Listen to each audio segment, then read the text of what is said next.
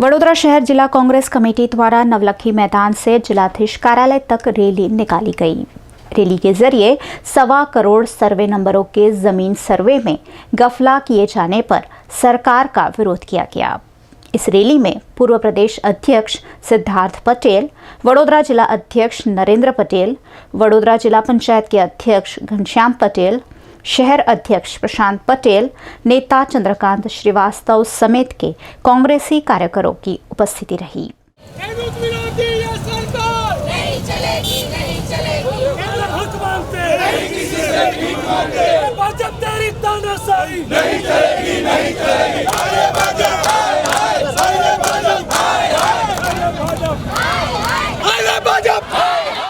Rally के जरिए जिलाधीश कार्यालय पहुंचकर इस मुद्दे तत्काल कार्यवाही करते हुए पहले का सर्वे रद्द कर नए सिरे से कराए जाने की मांग करता हुआ आवेदन दिया गया।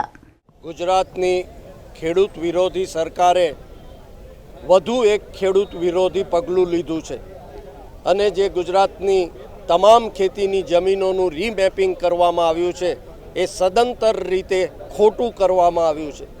ગુજરાતના 1 કરોડ અને 25 લાખ સર્વે નંબરોમાંથી એક પણ સર્વે નંબર એવો નથી કે જેનું રીમેપિંગ સાચું થયું હોય અને એના પરિણામે એક ખેડૂતની જમીન બીજા ખેડૂતના ભાગમાં ગઈ છે, બીજાની ત્રીજાના ભાગમાં ગઈ છે, કોકનો ઊભો પાક બીજાના ભાગમાં જતો રહ્યો છે, કોકનો કૂવો અને કોકનું મકાન ત્રીજાના ભાગમાં ગયું છે અને ખેડૂતોને વચ્ચે વયમનસ્ય ઊભું થાય, झगड़ा थाय, मारामारी थाय, खूनामरकी थाय एवी परिस्थिति गुजरातनी सरकारे सर्जी दीधी छे। कांग्रेस पक्ष खेडूतोने न्याय अपाववा मांगे छे। अमे मागणी करीए छीए के आ रीमेपिंग तात्कालिक असरथी रद्द करवामां आवे। आ रीमेपिंगनी अंदर संकळायेला जे अधिकारीओए आ कामगीरी खोटी रीते करी छे एनी सामे कार्यवाही करवामां आवे। पोताना मळतियाने फायदा करनारी सरकार રીમેપિંગના બહાને ખેડૂતોની જમીન જે આંચકી લેવાના જે પ્રયત્નો કરી રહી છે, 1.25 કરોડ